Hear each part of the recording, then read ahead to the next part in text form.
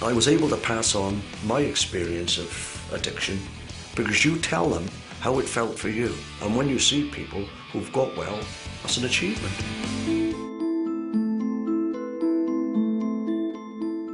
For a lot of people in the 90s, drinking was full on.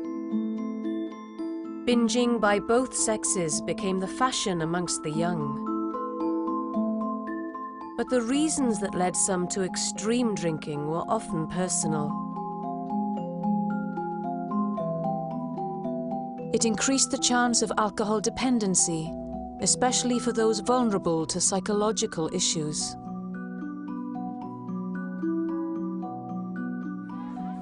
In Newport, for example, 40% of men drank more than was safe for health.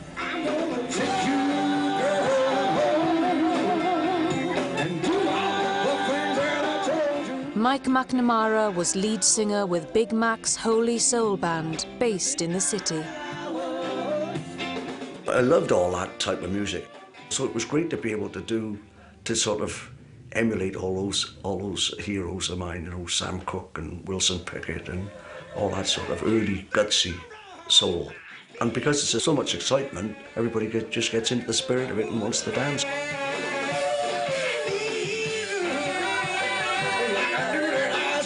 But there was a problem. Mike needed to drink in order to boost his self-confidence when performing. There was a certain point with the booze where it enabled you to do the job without the fear. But once I started drinking, I couldn't stop. You felt good about yourself. You felt you could talk to people. You felt you could communicate with people. You could get on great with people. All of a sudden, you know, the shackles were thrown off. And so you think to yourself, I like that, you know, I'll have a bit more of that. And then eventually it takes over. And it ruins you, destroys you. I can remember falling out of the car at one gig, and we'd been drinking 2020 and special brew, and the show was dreadful. My wife was there and she said, "You were terrible." I thought I was great. I thought I was great that night. You know, it was dreadful. I was singing out of tune, didn't, you know, wasn't aware of what was going on, what the band was playing or anything. In 1996, Mike's drinking reached crisis point. I'd been drinking all night and got a bottle of white wine from behind the bar to go home with, and I'm lying in bed at 4 o'clock in the morning, wide awake. My wife turns around, she looked at me, and I could see the look of despair. At this moment, Mike realized he needed to reach out for help.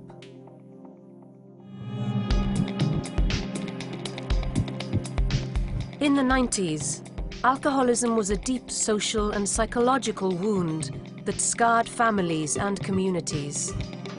It was estimated that there were over 50,000 people with a serious drink problem in Wales. Mike McNamara was one of them. Like so many people in the same situation, he sought out a local branch of Alcoholics Anonymous, the mutual fellowship set up to help alcoholics achieve sobriety and to remain sober. Mike found he needed to confront deep psychological issues if he was to turn his life around. The alcoholic doesn't stop drinking until he's heard enough, not the people around him, until he's heard enough. But it took me months and months and months to even speak at AA meetings. It was almost like a revelation to me, because alcoholism was to do with an addictive personality. The self-centeredness, the world revolves around me, and you live in your own head. And that's very, very true of me. I am a very solitary person. Perseverance paid off, and eventually Mike was able to come to terms with his new, sober life. It's learning again to live. It was a whole new ball game. It was being aware of what was going on, rather than sort of having that veil between you and reality. And when you get sober, you start to realise that all those things that you thought were you, that you thought you were gregarious, and you thought that you were this because you went out in the pub and done this and done that and danced on the tables and all that, that was you, you were you. It's not you at all. You know, nothing like that, really. Mike's new life included singing for children in need.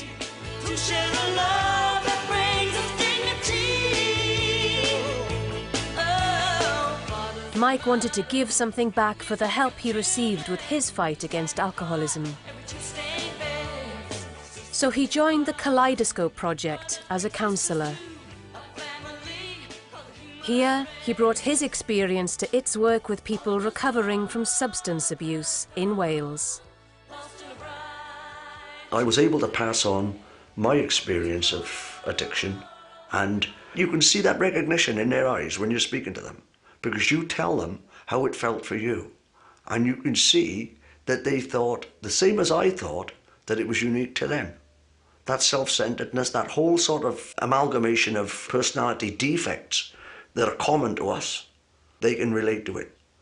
And when you see people who've got well, who've been off the drink for years, who've got their job together, their life together, you think to yourself, that's an achievement.